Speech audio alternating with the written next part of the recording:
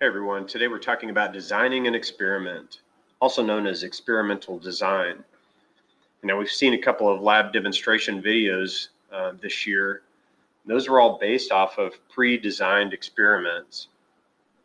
And so we want to learn the vocabulary and the structure around creating an experiment of our own design. And so we need to know what parts or what pieces need to be put together and how they need to be manipulated in order to create a good experiment, and also to formulate a hypothesis or an educated guess about what's going to happen. Because in scientific method, oftentimes we start with making observations, and we can learn a lot through making observations, but at some point observations don't tell us much more. We want to start manipulating the variables ourselves, and that's where we get to experimental design. The first word we're going to talk about, and is going to be an important part of experimental design, is a variable. And a variable is something that changes. And so we'll talk about a couple of different kinds of variables. First, let's look at the 6 concepts of experimental design. We'll be covering all these in this presentation. Number 1 is the independent variable.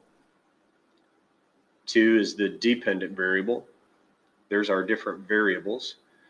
Then we have constants. We have a control group and experimental groups. And we always want to do repeated trials. Again, we'll go through what each of those means as we move through this presentation. First of all is the independent variable. The independent variable is the variable that is changed on purpose by the experimenter. Again, the variable that is changed on purpose by the experimenter. So when you're creating your experiment, this is the variable that you will manipulate in order to get varied results or different results. It's also known as the cause or the stimulus, the reason or the manipulated variable.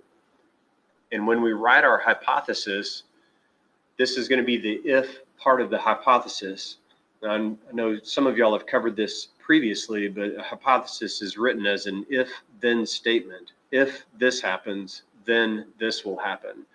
And the independent variable is that first part, the if part of the hypothesis. Next is the dependent variable. And the dependent variable is the variable that responds. And what it's responding to is the change in the independent variable. It's also known as the effect or effects, the results, the responding variable. This is the variable that is measured as we go through the experiment. And then when we write our hypothesis, this is the then part of that statement. So again, it's an if this happens, then this happens. This would be the then part of that statement. Our next word is constants. And constants are all factors which are not allowed to change during the experiment. And some of you may know, but when we do an experiment, we only want to change one variable at a time. That way we know which variable is causing the change in the dependent variable. And so most of the parameters or most of the pieces that are put into an experiment are going to be constants, and that we don't want them to change as we go through the experiment. Only the independent variable should be changed by the experimenter, so that only the dependent variable changes as we do the experiment. Next, we're going to talk about our groups. And first thing we have is a control group.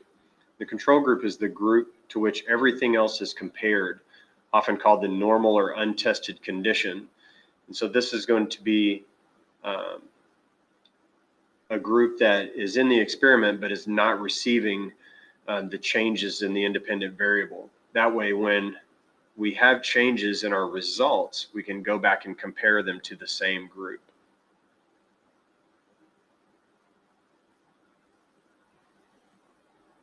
Next, we have the experimental group. The experimental group is the group or groups being tested with the independent variable. And so whatever it is that we're manipulating and changing in our experiment would be manipulated and changed inside of the experimental groups. And each test group has only one factor different from the other test groups. Again, that's the independent variable. If we go back to the concept of constants, everything else needs to be kept the same. The only thing we want to change is one factor, that independent variable. Our next term is repeated trials. And repeated trials, just as it sounds, it's the number of times the experiment is repeated. And the reason we want repeated trials is that the more times you repeat the experiment, the more valid your results are. And valid means that it's tested out, it's proven. And what we want ultimately is proven data.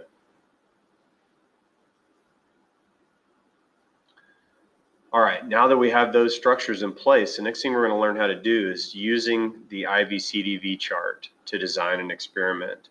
You'll understand what IVCDV stands for, hopefully, as we go through this. So here we see the beginnings of an IVCDV, and hopefully you can see it there. IV stands for independent variable, C stands for constants, and DV stands for dependent variable. And we're going to put all these things into the IVCDV chart. For the sample experiment that they're going to put into here, we're looking at fertilizer as the independent variable. Again, this is the factor that you will change, or the experimenter will change. As you can see here, the independent variable is put into 4 different categories: 0 drops, 2 drops, 4 drops, and 6 drops. Again, this is what you are changing in the experiment. It'd be a varied fertilizer amount.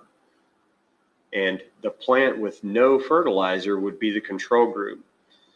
So if we remember back, that's the untested condition. So we are going to grow a plant with different amounts of fertilizer, and the control group would be the one with no fertilizer. Next, we have our dependent variable. The dependent variable is the variable resulting from the independent variable. Again, this is the measured variable, or the result. This is the data or the result that you collect in the experiment. And here we're looking at plant growth. And so we're adding fertilizer, different amounts of fertilizer, as our independent variable, and our dependent variable is going to be how much the plants grow under those varied conditions. Next, we have our constants, and we should have lots of constants here. In the sense we only have one independent variable, even though it has different settings or different amounts of fertilizer. Fertilizer is the independent variable. Dependent variable is one thing. Plant growth is what we're looking at. But constants, there should be a lot of things held constant. So let's look at some things like amount of water, type of soil, the amount of soil, the type of plant that we're planting, what it's planted in, the size of that planter, the type or amount of sunlight, or whatever kind of light you're using, and the location that those plants are in. All of those things should remain constant throughout the experiment. Now we're going to look at this sample experiment kind of in picture form.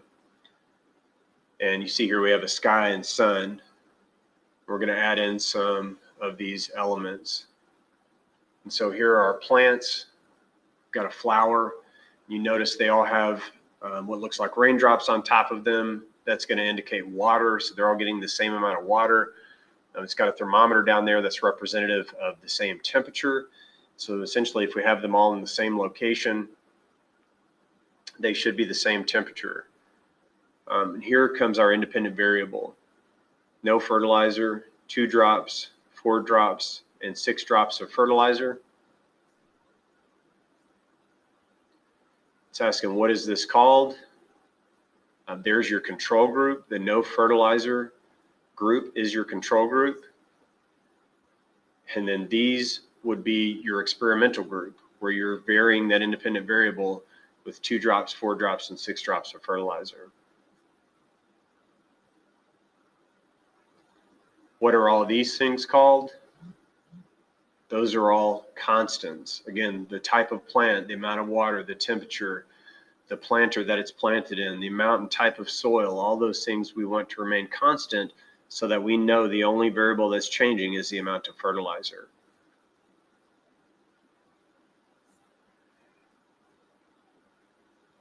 Then we're going to get results.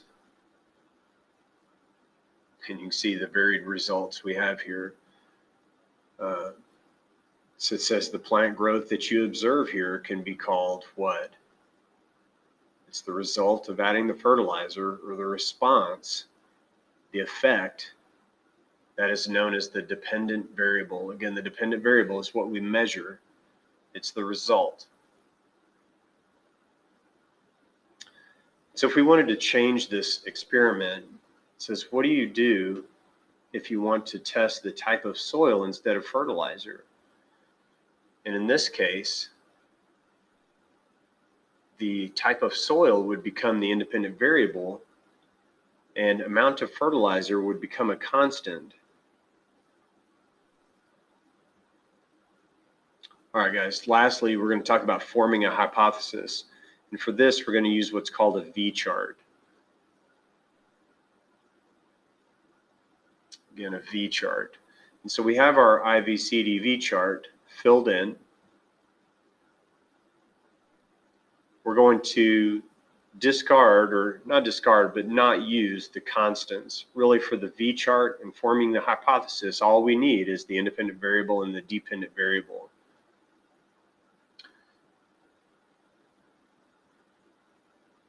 And so what we see here is that we have the independent variable plus a verb, the dependent variable plus a verb, and then they're put into that if-then statement.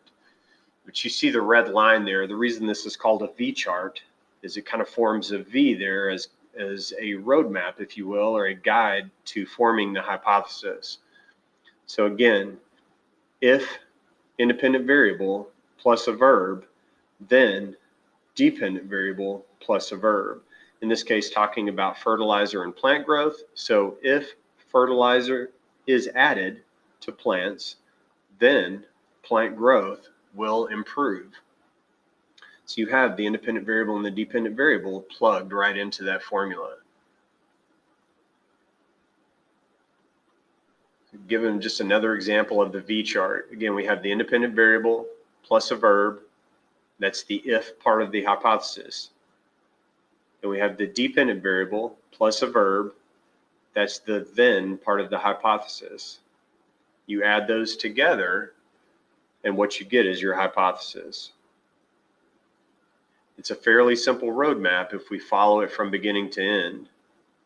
From the IVCDV, we take the independent and dependent variables, we add a verb to make that an appropriate sentence, you add in the if-then structure of that sentence, and we're able to get a hypothesis. And as it says here, once you learn experimental design, you will be able to be set to master your laboratory experiences. And really what you're looking for here, guys, is to be able to take a problem or a potential experiment idea that you've come up with and put it into the proper structure and constructs to create the experiment or design the experiment, then create it, but also to create an appropriate hypothesis to guide your experiment.